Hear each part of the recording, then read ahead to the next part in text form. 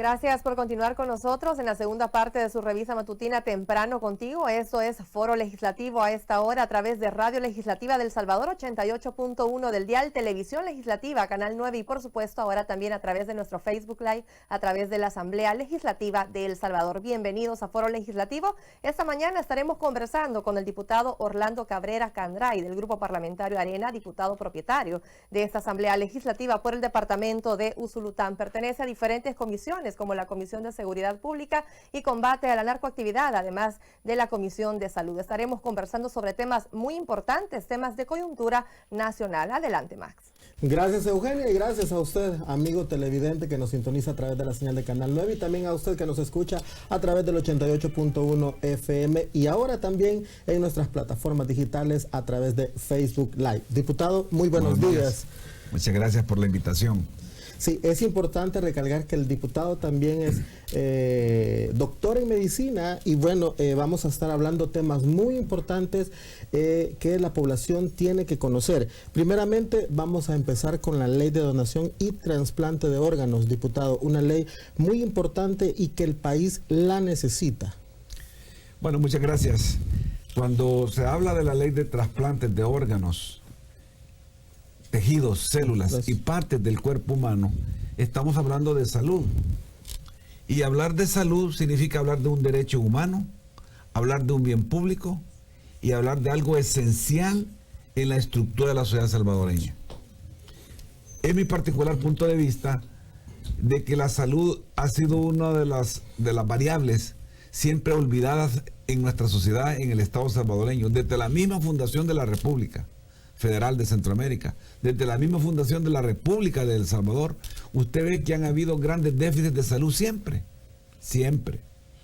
Entonces, este es un tema que no debe tener banderas políticas y sí debe tener bandera nacional, el azul y blanco, porque es un tema de agenda nacional, es un tema de interés nacional, es un tema de agenda de país que va más allá de la propuesta que hace un partido político para 5 años, para un quinquenio, que va más allá de una propuesta legislativa, sino que esto debe estar en una agenda de nación, porque la salud es fundamental, es un derecho humano, el derecho humano más importante después de la vida. Así es. Y quien tiene vida y salud es capaz de defender los demás derechos, a la educación, a la libre expresión, los demás derechos. Pero si usted tiene vida, pero no tiene salud, no puede defender ni la misma vida. Entonces, en ese contexto, uno de los déficits que la sociedad salvadoreña tenía es la ausencia de una normativa en el trasplante de órganos, tejidos y células. Sin embargo, usted ve que en nuestro medio ya se hacen trasplantes de riñón. En el Seguro Social ya van llegando a 1000 trasplantes. Se hacen trasplantes de córneas todos los días. Todos los días se hacen trasplantes de córneas en El Salvador. Sin embargo, esto no está normado. Entonces la pregunta es, ¿y esas córneas de dónde vienen? ¿Cuáles son los protocolos? Esos cadáveres, ¿cómo estaban? ¿Quién normó todo eso? Y lo mismo en los riñones. Yo tuve la oportunidad de ver una foto, no personalmente, que me la mandaron, donde en un poste decía, se compra riñón por $10,000. Ese tipo de cosas que no pueden pasar, tienen que ser regulados y normados. Entonces, la Comisión de Salud, la Asamblea Legislativa, ha decidido hacer una discusión, un debate que ya llevamos muchos meses haciéndolo. Yo soy uno de los proponentes. Hice mi anteproyecto y lo presenté, y es uno de los anteproyectos que se ha discutido fuertemente con otro proyecto que es del gobierno y otro del PCN. Entonces se ha hecho una sola matriz y esa matriz se ha enriquecido fuertemente con visitas que diputados de la Comisión de Salud han hecho a la República de México y a la República de Brasil, donde se ha extraído las experiencias de ellos. Por ejemplo, el consentimiento dado por la familia o por el paciente en el caso de cuando uno viene a fallecer. Entonces estos aspectos son muy importantes y yo quisiera en esta primera parte de su pregunta leer el artículo 1, porque el artículo 1 deja bien claro y explícito de qué se trata.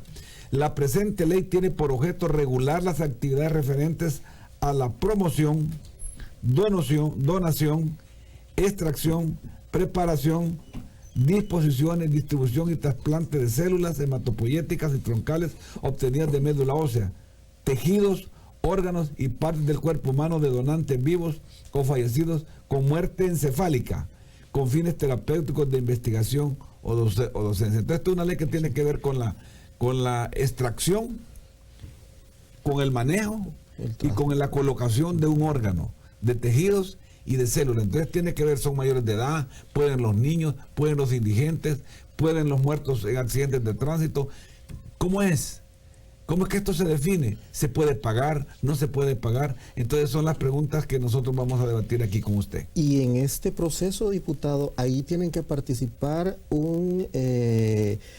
muchas instituciones de gobierno, el órgano judicial, el Ministerio de Educación, el RNPN, el Ministerio de Salud, Fiscalía, o sea, son muchas instituciones a las cuales ustedes han invitado y han solicitado insumos para poder redactar y para poder crear esta ley. De hecho, tiene que participar todo el Estado salvadoreño. El Ministerio de Salud es el ente rector y le cabe poner en la Política Nacional de Salud y en el Plan Nacional de Salud la política de trasplante que genera el programa de trasplantes y donaciones de órganos, tejidos y células y partes del cuerpo humano. Ya vamos a hablar cuáles son todas esas posibilidades. Pero tiene que participar el órgano judicial. ¿Y qué pasa con la muerte de un niño, de un adolescente que tiene menos de 18 años? Tienen que participar los padres. ¿Y qué pasa con cuando una familia no quiere que la persona de su familia que ha muerto donara órganos, pero él dijo en vida que sí quería? Entonces, o lo deja por judicialmente, en un contrato, en una escritura o en un acta notarial. Entonces, estas son las cosas que participa el Poder Judicial, el Poder Ejecutivo, ciertamente con el Ministerio de Salud, el Seguro Social, Sanidad Militar, Bienestar Magisterial, FOSalud, todos los subsistemas del Sistema Nacional Integrado de Salud tienen que participar. Y es que también hay órganos que lo pueden donar, ciertos órganos que puede donar el ser vivo, pero también una persona ya fallecida, también son algunos órganos que sí puede donar, no todos, sí. ¿Verdad, diputado? Veamos esto. Entonces, la donación puede ser de vivo a vivo. ¿Cuáles órganos se pueden donar de vivo a vivo? Aquellos órganos que son pares, por ejemplo los riñones, se puede donar uno.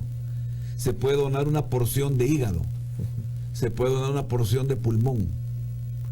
Pero ya una donación de corazón no puede haber. Entonces, cuando existe una persona que desgraciadamente entra en muerte con muerte encefálica, hay que determinar clínicamente qué es muerte. Y uno de los médicos, deben de ser 2 médicos firmantes, y uno de ellos deberá ser neurólogo, deberá ser usiólogo o deberá ser neurocirujano. Uno de los 2 que firman la muerte encefálica. Porque cuando una persona está en muerte encefálica, para todos los efectos es un daño irreversible del cerebro y del tallo cerebral. Entonces ese es un cuerpo que le queda de vida porque ya dejó de ser persona. Cuando uno es cadáver, deja de ser persona. Es un cadáver que le siguen algunas funciones mantenidas artificialmente. ¿Y cómo se mantiene? El corazón sigue trabajando porque se usan dosis fuertes de dobutamina, de adrenalina, de dopamina, porque se usan nitroprusiato de sodio. La respiración se mantiene porque hay ventilación, porque hay un aparato de respiración artificial mecánico que lo mantiene con respiración, y en esa forma se está manteniendo la viabilidad de los órganos. ¿Con qué objeto? Con objeto de preparar ese cuerpo, preparar el cuerpo del receptor y disminuir los tiempos de isquemia. ¿Cuáles son los tiempos de isquemia? El tiempo que desde que se extrae el órgano hasta que llega a colocarse en el otro lado. Por ejemplo, el tiempo de isquemia de un corazón es de 4 a 6 horas. Es decir, después de 4 a 6 horas debe ser usado, pero menos de 4 horas se hace una cirugía de extracción de ese corazón, se maneja adecuadamente, se distribuye adecuadamente y se lleva hasta la persona que lo va a recibir. Pero esto es delicado y tiene implicaciones legales, porque debe de haber una lista única, por órgano, esperando, porque para esto no se puede prestar a que primero micheros, a que primero los que tienen más cuello, los que tienen poder en las listas de espera, sino que tiene que ser al que le toca, de acuerdo a las listas de espera, llegar. Y eso es bien importante, diputado, lo que usted menciona, porque estamos hablando de que debe de haber una legalidad, y eso es lo que hablamos, donde participa todo el órgano judicial en cuanto al tráfico de órganos también. Que ahí, para eso es la ley, para evitar el tráfico de órganos. Ahora, se habla muy fácil de tráfico de órganos, es complicado que la existencia, desde luego hay. Entonces, sigo leyendo el artículo 1. Y dice, las disposiciones de esta ley no serán aplicables a la sangre humana y sus derivados para fines transfusionales.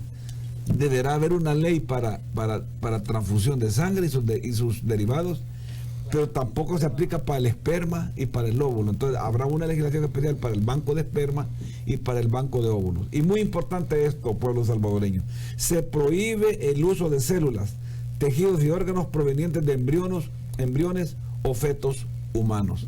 No se permite la experimentación que se está experimentando con embriones o fetos humanos, ni en la otra parte también, pero sí se permite la investigación científica y la docencia en estos temas.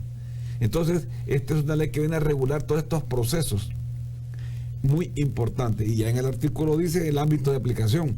La presente ley es de obligatorio cumplimiento en toda persona natural o jurídica, institución pública o privada que forme parte del Sistema Nacional Integrado de Salud, incluyendo el Instituto Salvadoreño del Seguro Social, que realicen procedimientos o actividades relacionadas a la donación y trasplante de células, tejidos, órganos y partes del cuerpo humano. Entonces vea usted que se cría una institucionalidad, se va a crear una institucionalidad, un organismo que se va a llamar CENTRA, que es el Centro Nacional de Trasplantes. El Centro Nacional de Trasplantes tendrá, entre otras responsabilidades, ejecutar el Programa Nacional Integrado de Donación y Trasplante y ser el enlace entre el CENTE y el Sistema Nacional Integrado de Salud, así como dar seguimiento y cumplimiento a las políticas, estrategias, acciones relativas a la donación y trasplante. Entonces se crea una institucionalidad. Y en los hospitales, este CENTRA deberá normar los equipos de extracción, los equipos de trasplante, las formas de distribución, la lista única de trasplantes, de órganos, por órganos, valga la redundancia.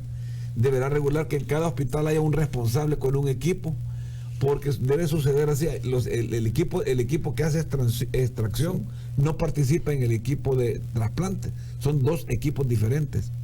No solo son equipos quirúrgicos, sino que hay equipos operativos, equipos administrativos. Debe ser con total transparencia, porque ciertamente hay pruebas de histocompatibilidad. Entonces, ¿a quién es que le toca, de acuerdo a la lista única, que, por ejemplo, alguien está necesitando un riñón? Y este es un riñón que proviene de un cadáver, por ejemplo, de una familia que aceptó que su cadáver pueda hacer donación de riñones. Entonces, de que tenga la histocompatibilidad, es importante que tenga la histocompatibilidad. Pero es importante también que se le va a poner a las personas que están con mayor riesgo de perder la vida si no se hace aquello. Entonces no basta ser el número 2, el número 1, sino que también tener el mayor riesgo de morir si no se hace aquel procedimiento y cumplir con las pruebas de histocompatibilidad. En ese contexto, el Estado salvadoreño deberá hacer una inversión fuerte en un buen laboratorio de histocompatibilidad. Ya no podemos estar dependiendo de mandar pruebas a otro país, a Guatemala, a Costa Rica.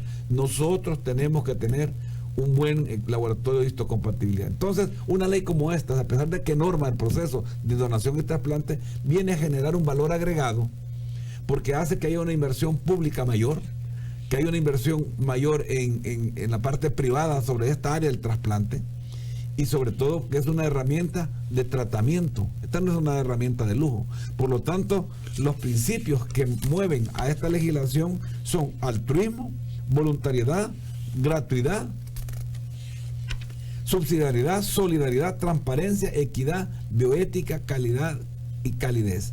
El ente rector, como ya dije, es el Ministerio de Salud. Allí, en la Política Nacional de Salud y en el Plan Nacional de Salud, debe llevar los elementos de la Política Nacional de Donación y Trasplante, genera el programa que será manejado por el CENTRA, y el CENTRA tendrá un director ejecutivo. El director ejecutivo del CENTRA será nombrado por el Ministerio de Salud.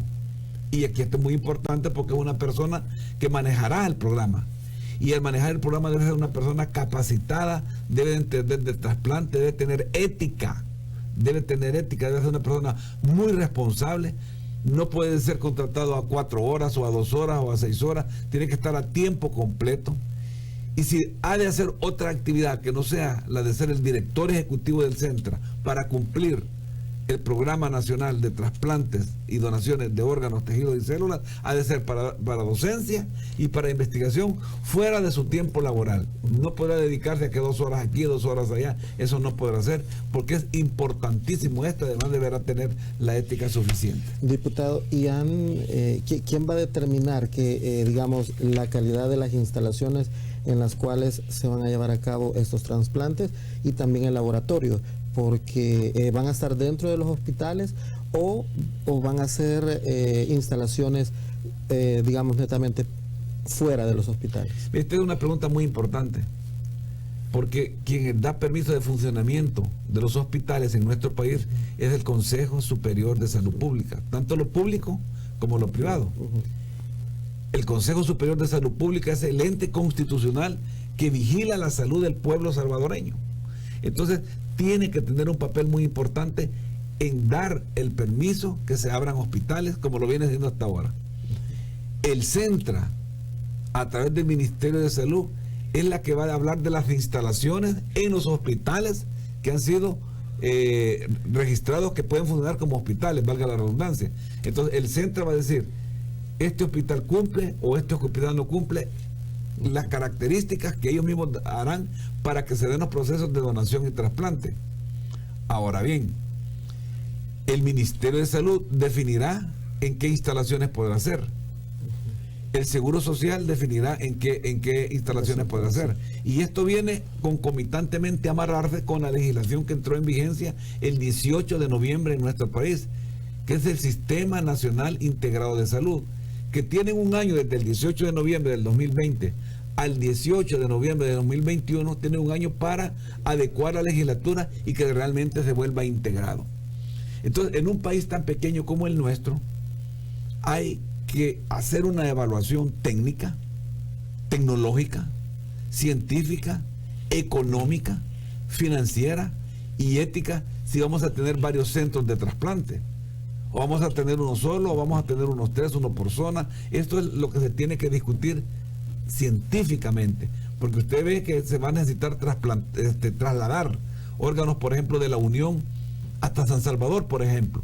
Entonces hay que hacer un convenio con la Fuerza Aérea Salvadoreña, porque no va a estar esperando usted que venga de carro, cuando ya hablamos del tiempo de isquemia, por ejemplo, del corazón, que son 4 horas.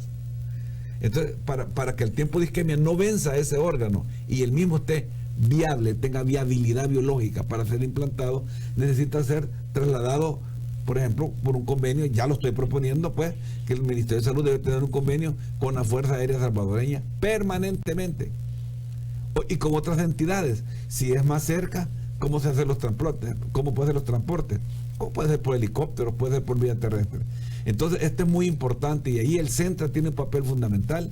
El director ejecutivo debe ser una persona nacional o extranjera que venga realmente a organizar bien este sistema, porque ya dije que hay equipos de extracción, hay equipos de trasplante, pero en ese momento hay una parte de trasplante, la parte de distribución. Entonces, ¿cómo se hace la distribución? Por ejemplo, un cadáver puede dar más de 7 órganos: corazón, pulmones, corazón, pulmón, intestino, intestino vaso. Puede dar hígado, una porción de hígado, una porción de pulmón. Pero partes del cuerpo se pueden utilizar también: tendones, músculos, piel.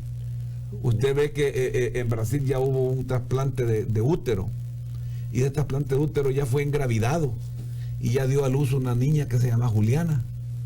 Entonces ya está habiendo investigación de trasplantes anorrectales. Esto es muy importante. Entonces, si estamos hablando de anorrectales, ¿cómo es posible que nosotros en la Comisión de Salud todavía no hayamos podido aprobar la ley de los osteomizados? Entonces, yo hago un llamado también a que antes de Semana Santa estemos aprobando la ley para apoyar a los pacientes osteomizados del país. Entonces, como usted puede ver, este es un tema que tiene grandes implicaciones éticas, legales, médicas, y por eso el Centra debe tener el financiamiento adecuado. ¿Y de dónde va a venir el financiamiento? El financiamiento va a venir del presupuesto de la nación. El gobierno de la República va a tener un tiempo suficiente para comenzar una parte administrativa y para luego llegar a la parte operativa. En ese contexto, los que están gobernando y los que vengan a gobernar tienen que tomar conciencia que esta es una herramienta fundamental de tratamiento y que no se trata de tener más pisto o menos dinero, porque quien pone la tabla de cuánto cuesta un trasplante va a ser el Centra, y eso es lo que van a cobrar los hospitales privados. ¿A quién le van a cobrar? Al Estado, porque el paciente podrá ser operado en las instalaciones del Seguro Social, en las instalaciones del Hospital Rosales, por ejemplo, o en un centro privado, pero vale lo que vale. Pero después de esto, y mire esto que es importante, hay que garantizarle el derecho a la salud como debe ser, pero en este caso especializadamente a la persona que donó un órgano. Porque no es posible que usted done un órgano, por ejemplo, que done un riñón y se termine muriendo porque solo le quedó uno. Entonces debe de haber una parte ética muy importante y una parte médica también fundamental que diga, este paciente tiene las condiciones médicas para ser un donador. Pero además de eso se le va a dar seguimiento el resto de su ciclo de vida, para que no venga a fallecer por haber donado una porción de hígado, por haber donado una porción de pulmón. No puede ser.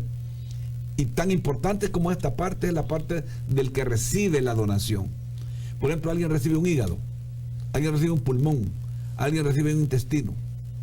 Esta persona su cuerpo entra en un rechazo, porque el cuerpo viene y rechaza y comienza a haber un ataque del sistema inmunitario contra el órgano instalado, contra el órgano puesto, para matarlo y destruirlo.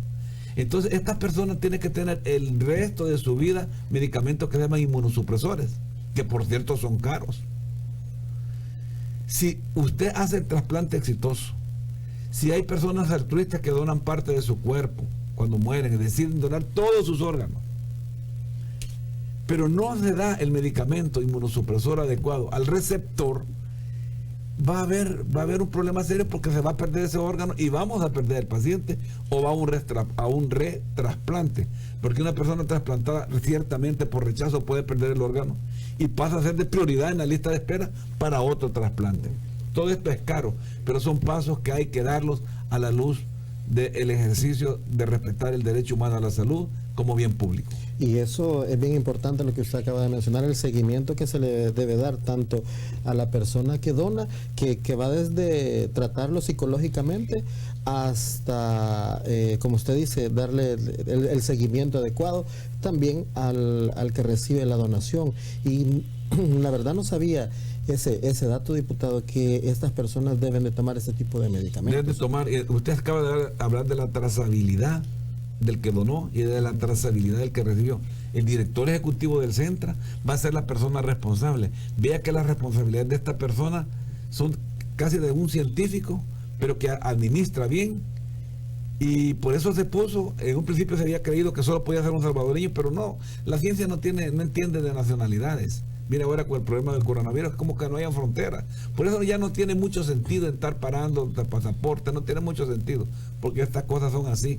Igual en este caso, puede ser salvadoreño o no, pero tiene que ser una persona totalmente competente, con experiencia, que arme bien el programa con base a las políticas nacionales de salud en el tema de trasplantes, que son generadas por el ente rector en colaboración con todos los que forman el Sistema Nacional Integrado de Salud, porque la política nacional de salud se hace el ente rector conjuntamente con los que componen el Sistema Nacional de Salud.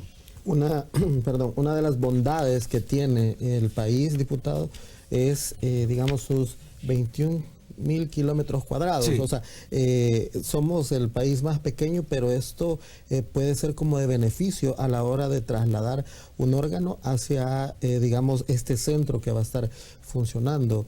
Estamos hablando que por helicóptero serían quizás rápido. O sea, estamos hablando de 1 hora, 1:30 a lo mucho. Para vencer el tiempo de isquemia. Entonces, y eso es muy importante que lo conozca la gente, que los tiempos de isquemia, por ejemplo, en el riñón es mayor, en hígado es mayor, en pulmones es mayor, en intestinos es mayor, pero por ejemplo el trasplante de intestino es el que mayor problema de rechazo da. Entonces estos cirujanos tienen que especializarse. Entonces, hay que conseguirles becas. No es que hay que conseguirles dinero para que se vayan, hay que conseguirles becas. Brasil da becas. Acabamos de estar en la Facultad de Medicina de la Universidad de San Pablo, donde están abiertos a entrenar a nuestros cirujanos, donde están empeñados en poder entrenar a nuestros médicos clínicos para que participen en esto. Porque recordemos que tiene que hacer el diagnóstico de muerte encefálica. Ahora bien, decía que son 2 médicos y uno de ellos tiene que ser neurólogo, neurocirujano o intensivista. Pero ¿qué pasa en un lugar que no haya ni neurólogo, ni neurocirujano, ni intensivista? Entonces el CENTRA deberá entrenar a médicos para que tengan la capacidad del diagnóstico de muerte encefálica. Entonces tiene que entrenarlos y certificarlos. Porque hay pruebas clínicas, como ya dije, pero hay pruebas que son de exámenes. Por ejemplo, la ultrasonografía para ver el flujo cerebral, el centellograma cerebral o los exámenes de angiografía cerebral, el propio electroencefalograma. Entonces son ahí le dé 4 exámenes que hay que ponerlos en un protocolo, y ese protocolo tiene que ser cumplido para dar el diagnóstico de muerte encefálica, para poder acceder, después de que la familia diga sí, que su cadáver puede ser donador de estos órganos. Ahora bien, y si una familia dice que no, el centro debe darle apoyo psicológico a esa familia, inclusive habiendo dicho que no, hasta que se considere pertinente.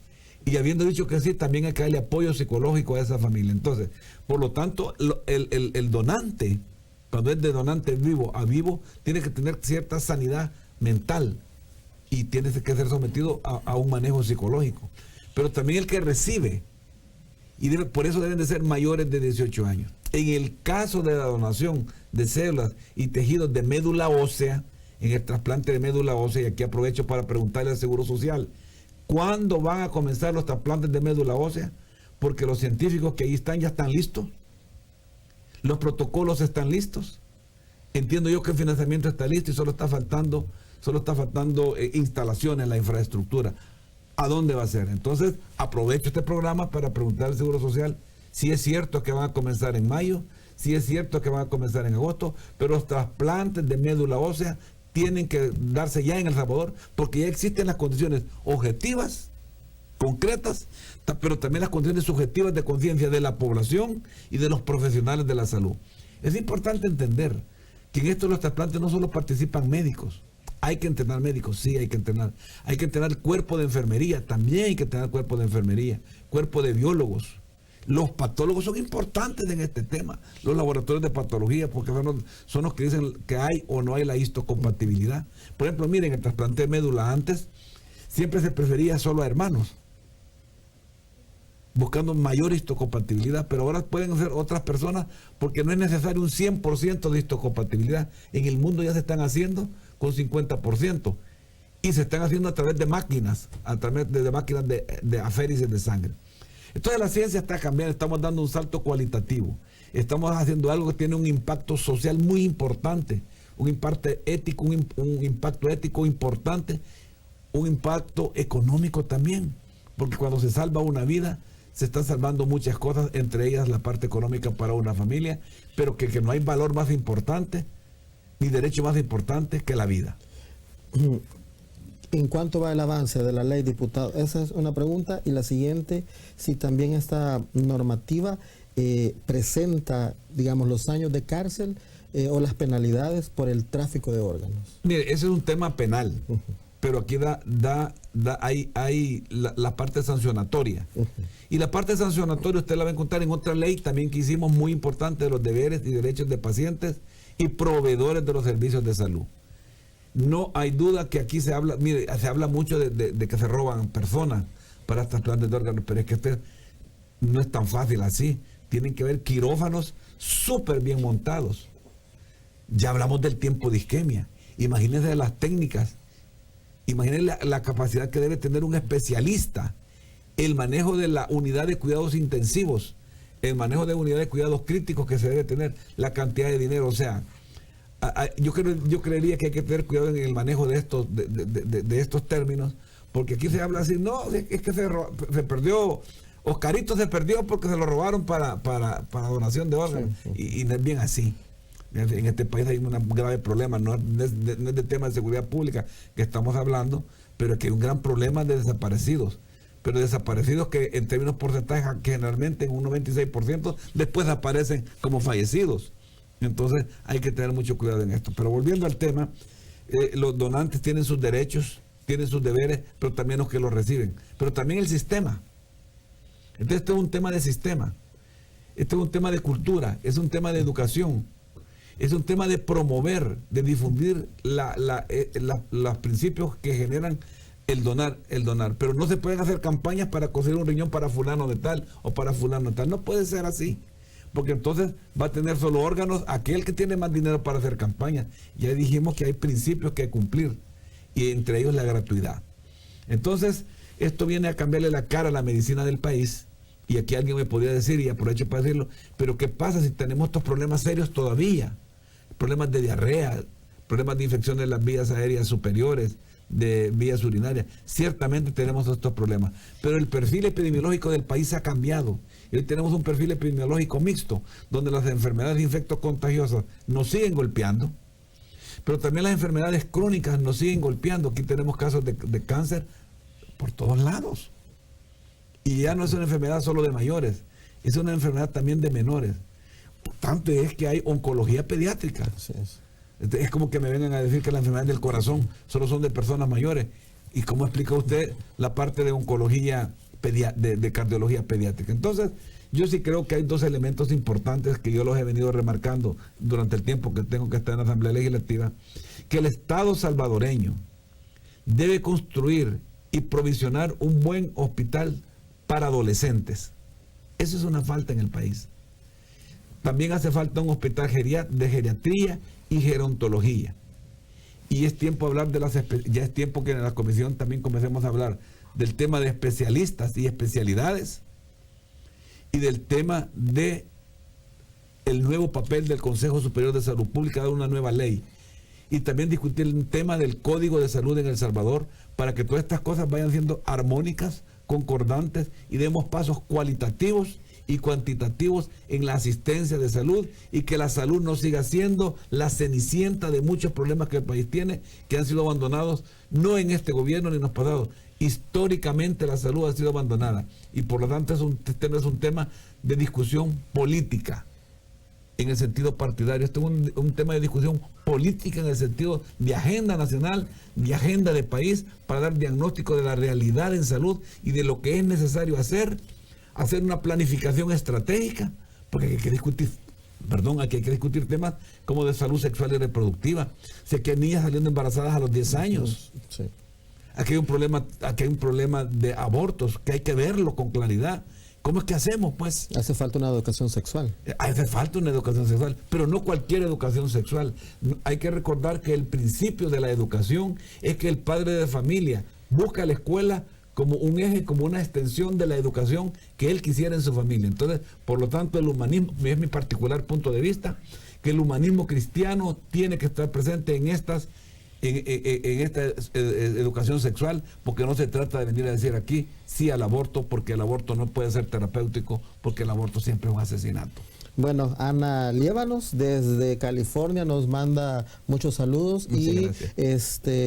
Dice que es muy muy interesante el tema que estamos abordando, esto a través de la página de Facebook Live. Estados Unidos es un país y una nación que está muy avanzado en el tema de los trasplantes. España es el país del mundo donde más trasplantes de cadáveres a vivos se hacen. Y ahora Brasil, que es el país que en números absolutos es el país del mundo donde más trasplantes se hacen. Estuvimos en un lugar que se llama Sorocaba, en el estado de San Paulo, donde existe el Banco de Ojos de Sorocaba, que es el banco que hace el mayor trasplante de córnea del mundo, con gran eficiencia, con gran calidad. Invito a nuestros oftalmólogos a que se den una pasada por ese centro para que puedan mejorar las técnicas y la visión de mundo que se tiene de trasplantes de córnea, porque ese es otro trasplante que no debemos olvidar, que es muy frecuente en El Salvador. De frecuente. Aquí ya se hacen trasplantes de riñón, ya lo dijimos. Entonces la normativa es importante para que el Seguro Social dé el paso del trasplante de médula ósea y se comience a hablar seriamente de trasplante de corazón, trasplante de hígado, trasplante de pulmones, de intestinos. Es tiempo, el trasplante de piel, huesos, tendones, ligamentos, partes de huesos, cartílagos. Todo eso se hace. Partes del cuerpo humano. Mire usted, perdone que me entienda un poquito. Sí, estos temas son apasionantes. Así es. Los patronos de la medicina de trasplante o de la trasplantología es Cosme y Damián, que son santos de la Iglesia Católica, que creo yo que estuvieron allá por el año 500, o en los primeros 500 años de la Iglesia Católica, y que en el año más o menos 1100 personas invocaron a estos santos de acuerdo a la historia. Yo no estoy diciendo que esto es cierto, y esto se caracteriza como un milagro donde hubo un trasplante a una persona blanca, se le puso una pierna negra, y usted puede buscar en las pinturas de la Edad Media cómo aparece ese dibujo constantemente. ¿Será cierto o no? Yo no voy a entrar en los temas de religión porque los desconozco, pero sin embargo puedo decir que por eso Cosme y Damián son los patrones de la medicina de la trasplantología. Perfecto, bueno, es momento de hacer nuestra primera pausa. Por favor, no nos cambie, regresamos en instantes.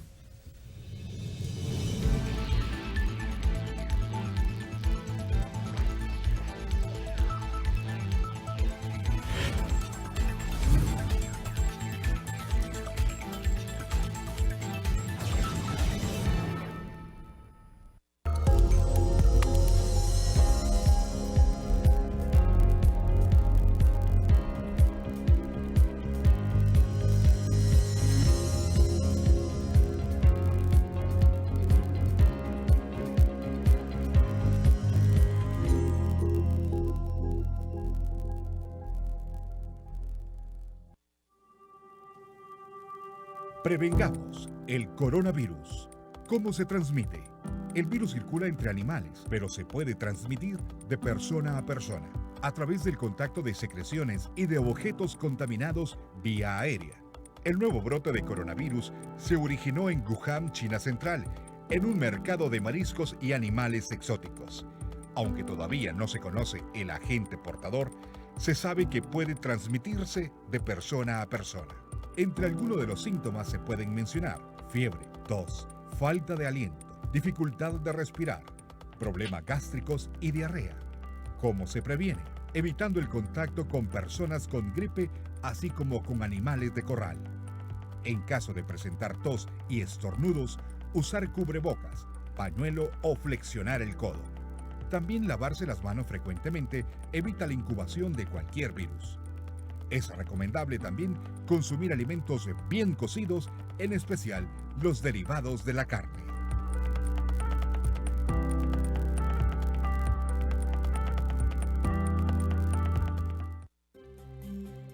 Asamblea para niñas y niños. Aprende con tu asamblea. ¿Sabes cómo se hace una ley? Toda ley que existe en nuestro país ha pasado por un proceso de formación que comienza con un escrito o documento conocido como pieza de correspondencia. A ese procedimiento se le llama iniciativa de ley.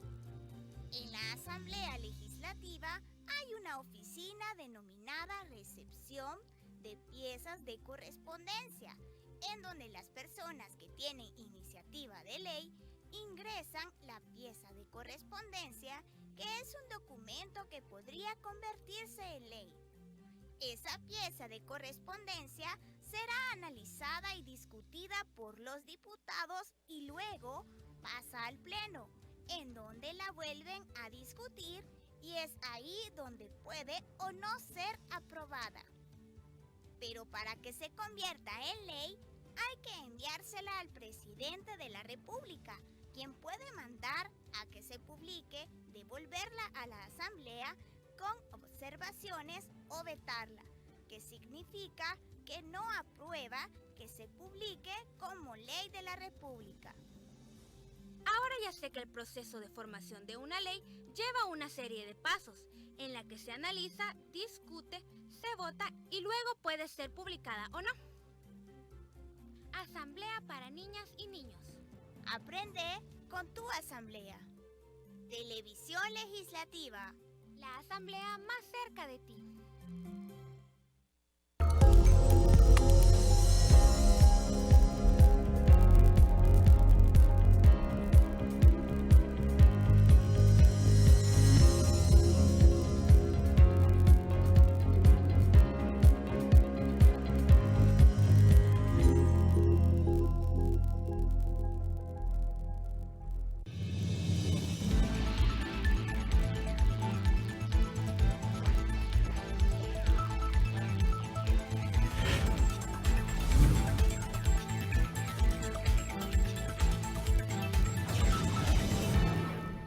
Somos ya a las 7:53 minutos. Gracias por continuar con nosotros en este miércoles. Esto es Foro Legislativo.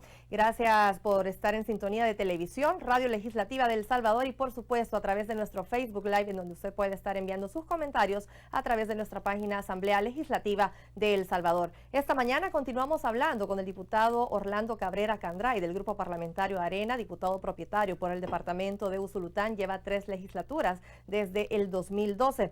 Él pertenece a diferentes comisiones, como la Comisión de Seguridad Pública y Combate a la Narcoactividad, además de la Comisión de Salud. Y por supuesto, él es cardiólogo, clínico y nuclear, máster en Ciencias Políticas, profesor universitario. Parte de lo que tenemos en esta mañana es de nuestro invitado, doctor Orlando Cabrera Candray. Y bueno, también estábamos conversando acerca del trabajo que ha desarrollado la Comisión de Salud. Este lunes ellos se reunieron y bueno, ellos han aprobado el articulado referente a los derechos de los donantes y los receptores de órganos y otros tejidos humanos, los requisitos del donante vivo, la gratuidad de la donación, además de realizar el abordaje del capítulo 5. Algo muy importante, y como parte de esta normativa también se contempla la creación del Centro Nacional de Trasplante Centro, ya lo estábamos conversando. Este ente tendría carácter autónomo, constituyendo una de las partes fundamentales de la puesta en marcha de aprobarse la normativa. Continuamos en estos momentos con un tema de interés a nivel internacional. Vamos contigo, Max. Gracias, Eugenia. Excelente resumen. Y también a usted que continúe en sintonía de Foro Legislativo a través de la señal de Canal 9 y también del 88.1 FM de Radio Legislativa y también por nuestras plataformas digitales a través de Facebook Live. Quiero iniciar este segundo segmento de Foro Legislativo, diputado, felicitándolo por su cumpleaños. Está de manteles largos y bueno, felicidades, pues que Dios lo bendiga y continúe su trabajo aquí en la Asamblea Legislativa. Muchas gracias, licenciado.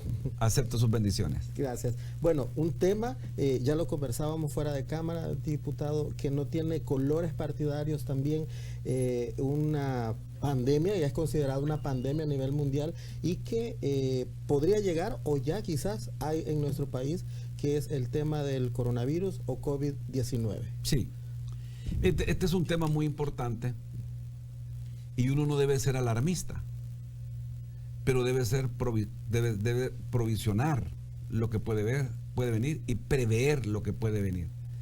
A mi juicio son días para que se dé el primer diagnóstico en El Salvador y comencemos a experimentar eso. Pero ya estamos experimentando algunas situaciones porque ya de hecho hay personas que están en cuarentena por el hecho mismo de venir de países donde ya la epidemia ha sobrepasado las barreras epidemiológicas, las barreras de contención, y ya se está en una contención forzada o reforzada.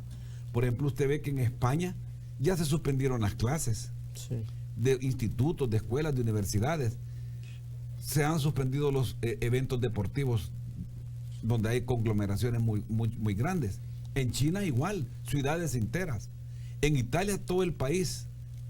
Entonces, este es un país que ha golpeado fuertemente a las potencias económicas más importantes del planeta, a excepción de Estados Unidos y Canadá, que no han sido golpeados fuertemente. Pero usted ve que ha sido golpeado Italia, España, Alemania, Francia, China, muchos países de Asia.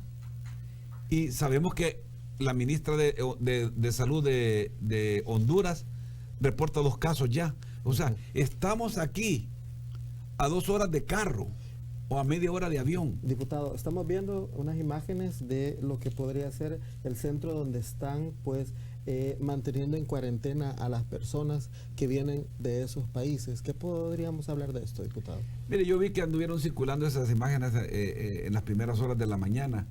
Yo no sé si son reales, pero si eso es real, eso no puede ser así. Los centros donde hace la cuarentena tiene que ser un lugar que le dé dignidad al que esté en cuarentena, pues que haya servicios sanitarios adecuados y en el número suficiente, tanto para hombres como para mujeres. Y si alguno de ellos llegara a salir positivo, debe ser detectado a tiempo, porque imagínese usted que usted lo meten a una cuarentena y no tiene nada, y lo meten en cuarentena con uno que tiene, y adentro se dan, a través de las conversaciones se da el contagio. Entonces ese puede ser un lugar de contagio. Para eso en El Salvador tenemos excelentes salubristas, tenemos excelentes epidemiólogos excelentes infectólogos que deben de ser llamados por el Estado a través del gobierno de la República para que den lo mejor de sí, porque este es un tema de interés nacional, ya será en breve un tema de emergencia nacional, será un tema de seguridad nacional. Porque cuando suceden estas epidemias de ese orden, son de seguridad nacional y que tienen repercusiones porque tienen dimensión social, tienen dimensión económica, dimensión financiera. Mire usted, con lo que ha pasado en China, como me decía uno de sus compañeros, con lo que ha pasado en China, muchos de los países que exportan gran cantidad de materia prima están entrando en un problema económico serio, porque el comercio mundial ha comenzado a bajar. La bolsa de valores, el lunes se denominó como el lunes negro para las bolsas de valores, todas con números rojos. Usted vio que en un momento se tuvo que parar, después de 15 minutos, se paró 15 minutos en Nueva York, la bolsa de valores. Pero así van a comenzar a haber problemas en la bolsa de San Pablo, en la bolsa de Buenos Aires, en la bolsa de Tokio, van a comenzar a haber importantes de Pekín, comenzar a haber importantes problemas de bolsa. Que finalmente esto golpea no solo la parte financiera de la economía mundial, sino la parte económica. Pero al fondo de todo esto, a quien golpea es a la familia. Y las familias no solo van a estar enfermas, sino que con problemas económicos muy fuertes. Ya no están habiendo mascarillas. En el mundo están acabando las mascarillas. ¿Por qué? Porque la empresa productora más importante del mundo, que es China, donde están la mayoría de fábricas del mundo, casi de todo, por no decir de todo, ha menguado en su producción, ha menguado fuertemente en su productividad. Entonces, no solo del tema de mascarillas, sino que de otros utensilios, objetos, instrumentos, equipos y maquinarias que ahí se producen, va a haber un déficit. Usted ve que el precio del petróleo ha comenzado a bajar, no solo por el problema geoestratégico y geopolítico entre Arabia Saudita y Rusia, no solo por eso, tiene que ver mucho en eso, sí, pero también porque se está consumiendo menos petróleo en el mundo en estos momentos. Muchas aerolíneas también están teniendo pérdidas y realizando ya recortes, anunciando recortes. Usted ve que Iberia va a dejar de volar de El Salvador a España, a Madrid, por las decisiones que tomó el gobierno de la República. Entonces, este es un tema que no solo tiene que ver en otros países, tiene que ver con el nuestro, y la globalización va a ser más importante que esto se dé fuerte. Entonces, no es la primera pandemia que la humanidad enfrenta. Hablábamos al principio que allá por 1917 se dio la que fue llamado como gripe española, pero que realmente golpeó toda Europa, Eurasia diría yo, y arriba de 70 millones de muertos. Sí. Tuvimos el tema de la peste negra de 1346 a 1356, cuando fueron mayores de 70, más de 100 millones que murieron también. Entonces, para mí esto ya es una pandemia. De los 7 continentes, 6 continentes ya tienen coronavirus. Solo la Antártica pues no ha reportado, porque realmente tendrá unos 500 habitantes. Ahorita ya es verano, ¿verdad? En el hemisferio sur. Antes de continuar hablando de especificaciones, diputado, nosotros tenemos un material donde también ustedes han venido trabajando con este tema desde diciembre del año pasado, cuando inició este problema en China, y ustedes han venido pues hablando de este tema y también solicitando a las autoridades y específicamente al Ministerio de Salud esos protocolos de atención, sí, esos protocolos de acción que se deben de tener como país para poder atender esta posible enfermedad que va a llegar al país. Ha sido una acción preventiva de la Asamblea Legislativa que ciertamente fue muy atinada. Veamos. Un importante mensaje del doctor Orlando Cabrera Candray. Ante la alerta nacional e internacional de la llegada de la enfermedad ocasionada por el coronavirus, quiero darte las siguientes indicaciones e informaciones de carácter general que van a ayudarle a prevenir esta enfermedad. Si usted padece de fiebre y malestar general, tos seca, estornuda frecuentemente, tiene dificultad para respirar, problemas gástricos y diarrea, usted puede llamar al número de emergencias médicas, que es el 132, donde le darán información abundante. Pero también tiene que tener algunas consideraciones generales muy importantes, como lavarse las manos frecuentemente con jabón o alcohol gel. En segundo lugar, tiene que tener mantener una distancia social de por lo menos 1 metro entre una persona y otra persona, principalmente con aquellas personas que tienen síntomas de un estado gripal. Evitar tocarse los ojos, la nariz y la boca, donde tenemos secreciones corporales que de estar infectada el paciente son zonas donde emergen los virus y va a contaminar a los demás. Si tiene fiebre y dificultad para respirar, no solo debe ponerse alerta, sino que debe solicitar atención médica a tiempo o llamar al 132 para que le den información calificada y adecuada. Si tiene usted síntomas respiratorios leves y ningún antecedente de haber viajado a China, a Italia o cualquiera de esos países que tienen epidemia ya de este virus, usted tiene que buscar atención médica adecuada. Si usted tiene un cuadro gripal amplio, tiene que ser incapacitado adecuadamente, no 3 días, sino más de 3 días, porque el tiempo de incubación de la enfermedad es de 2 a 14 días. Por lo tanto, tenemos que tener mucho cuidado para poder parar esta enfermedad a tiempo. Como precaución general, adopte medidas generales de higiene cuando visite mercados de animales vivos, mercados de productos frescos o mercados de productos animales. Evite el consumo de productos animales crudos o poco cocinados. Juntos podemos marcar la diferencia ante esta epidemia que está por llegar a El Salvador. Cuide su salud, busque atención médica adecuada, busque los centros de salud, los hospitales del país, las unidades médicas del Seguro Social, de Sanidad Militar o de Fosalud para que podamos cuidar la salud. En El Salvador esperamos que la crisis no sea grande. Vamos a trabajar juntos marcando la diferencia.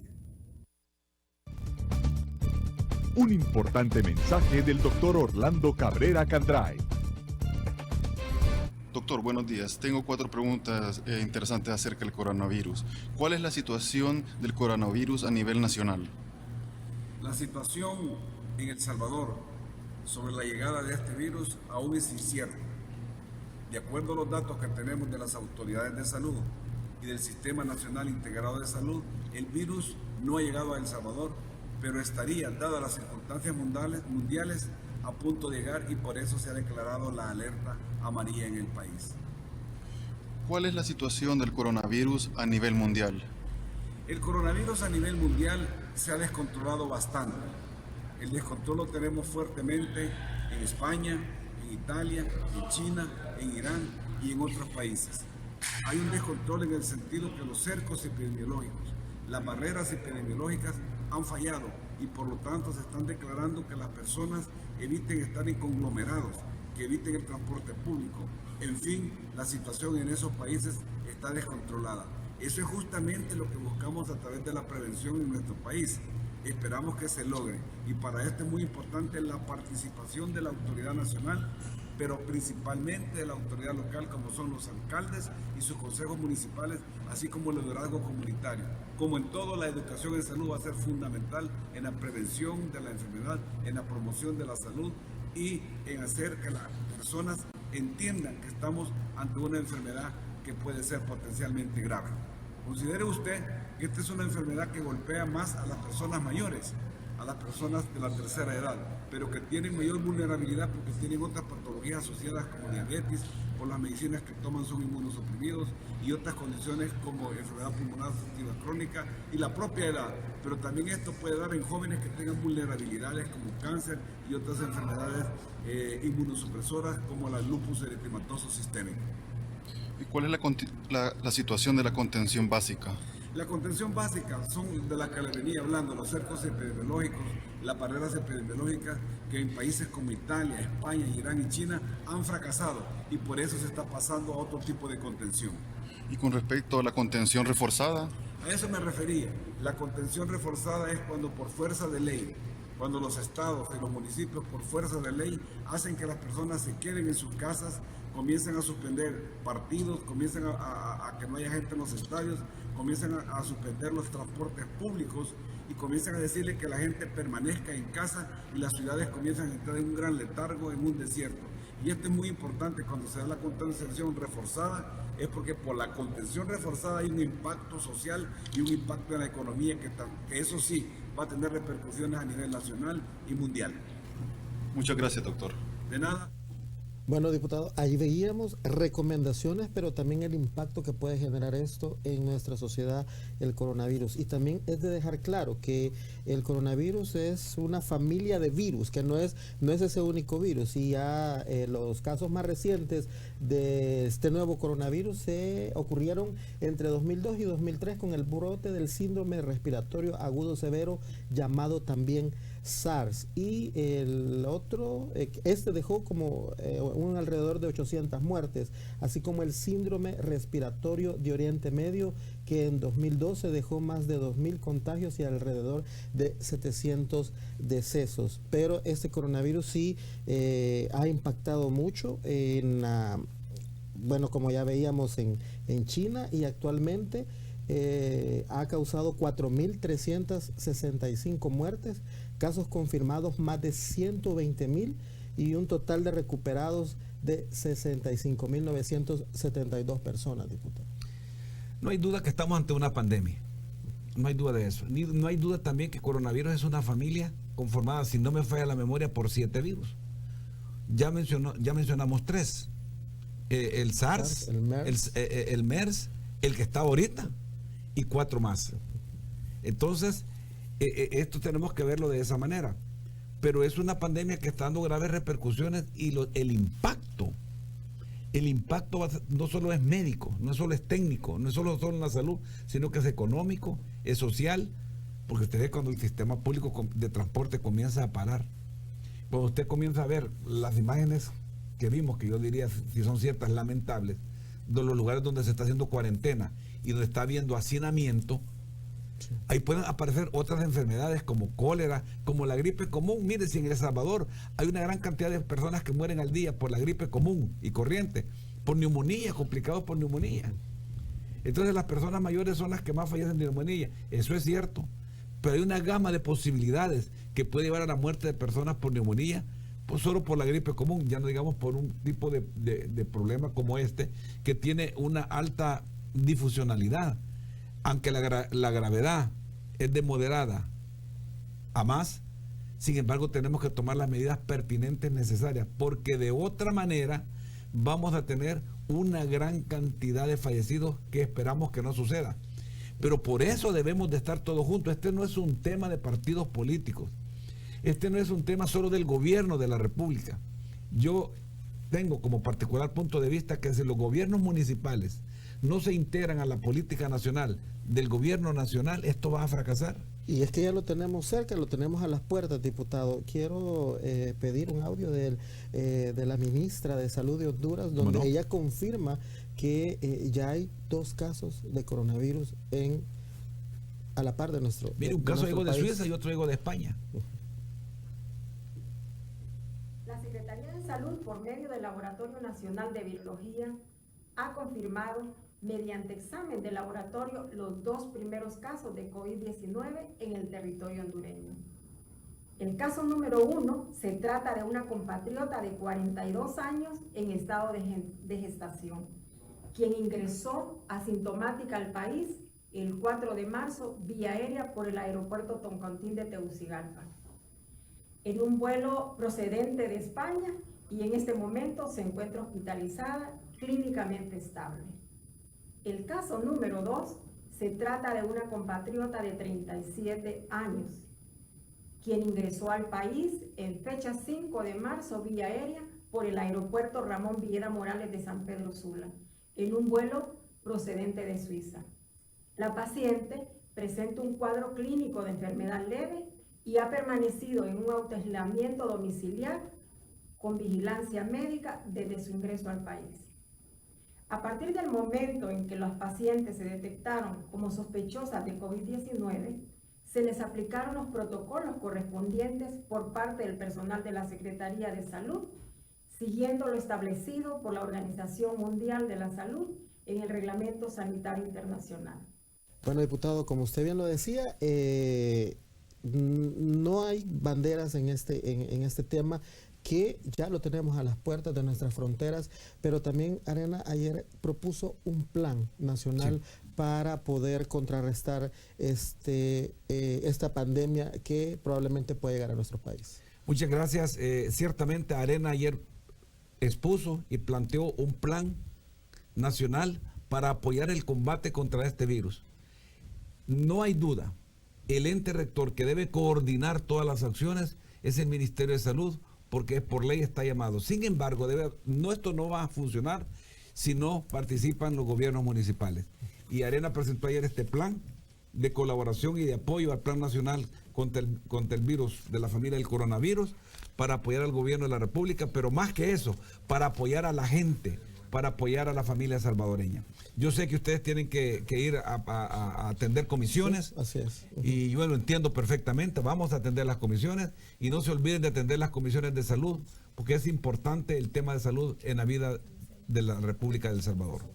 Ok, perfecto, diputado. Yo le agradezco mucho el que me Muchas haya acompañado esta mañana. Gracias por orientarnos y dar todas esas recomendaciones a la población salvadoreña sobre este tema. No, gracias a usted, al Canal Legislativo, y vamos a estar unidos, fuertes. Solo la unidad frente a esta enfermedad nos va a sacar adelante. No nos pongamos a llorar, pongámonos fuertes y viriles para defender nuestra vida. Bueno, y a usted también, amigo televidente, que nos ha estado sintonizando a través de la señal de Canal 9, y también a usted que nos ha sintonizado a través del 88.1 FM y a través de nuestras plataformas digitales de Facebook Live. Gracias por habernos acompañado.